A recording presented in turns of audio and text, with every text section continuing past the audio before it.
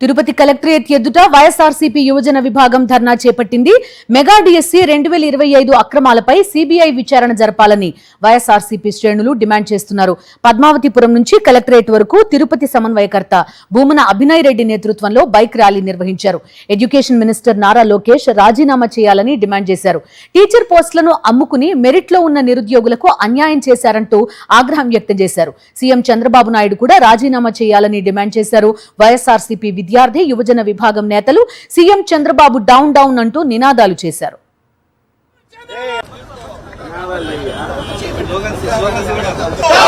ఉద్యోగులను మోసం చేసిన నారా చంద్రబాబు నాయుడు, యువతని మోసం చేసిన నారా చంద్రబాబు నాయుడు, ఉద్యోగులను మోసం చేసిన నారా చంద్రబాబు నాయుడు. ఇదేమి రాజ్యం, ఇదేమి రాజ్యం, దొంగల రాజ్యం, దోపిడీ రాజ్యం. ఇదేమి రాజ్యం, ఇదేమి రాజ్యం, దొంగల రాజ్యం, దోపిడీ రాజ్యం. ఇదేమి రాజ్యం, ఇదేమి రాజ్యం, దొంగల రాజ్యం, దోపిడీ రాజ్యం. డిఎస్సీ అక్రమాలపై సిట్టింగ్ జడ్జితో విచారణ జరిపించి నిజాలు నిగ్గు తేల్చాలని డిమాండ్ చేశారు భూమన అభినయ్ రెడ్డి. స్పోర్ట్స్ కోటాలో పోస్టులు అమ్ముకున్నారని ఆరోపించారు. ఈ వ్యవహారంలో చంద్రబాబు సమీప బంధువు రవినాయుడి హస్తం ఉందన్నారు భూమన అభినయ్ రెడ్డి.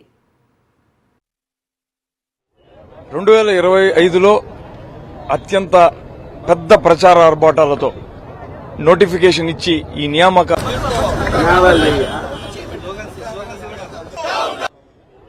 2025లో అత్యంత పెద్ద ప్రచార ఆర్భాటాలతో నోటిఫికేషన్ ఇచ్చి ఈ నియామకాలను చేపట్టినటువంటి కూటమి ప్రభుత్వం తీరు మొత్తం ఉద్యోగస్తులందరినీ కూడా నిరుద్యోగస్తులందరినీ కూడా విస్మయానికి గురి చేసింది.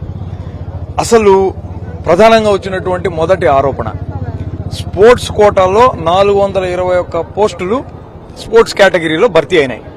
గతంలో ఎన్నడూ కూడా ఇంత పెద్ద ఎత్తున భర్తీ అయినటువంటి సందర్భం లేదు. ప్రతి 4 పోస్టులకు గాను 3 పోస్టులను అమ్ముకున్నారన్నటువంటి ఆరోపణలు వచ్చాయి. ఈ ఆరోపణలకు బలం చేకూరుస్తూ వచ్చినటువంటి ఆడియో లీకులు పెద్ద ప్రకంపనలు సృష్టించాయి.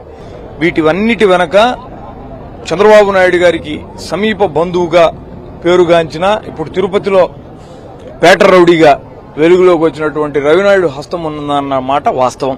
ముమ్మాటికి నమ్ముతున్నాం రవినాయుడు గారి హస్తం దీంట్లో ఉండబట్టే ఈ స్పోర్ట్స్ కేటగిరీలో అర్హత లేనటువంటి వాళ్ళు, అసలు గ్రౌండ్ లో అడుగు కూడా పెట్టనటువంటి వాళ్ళు ఫేక్ సర్టిఫికేట్లు తెచ్చుకొని ఉద్యోగాలు తెచ్చుకున్నారు.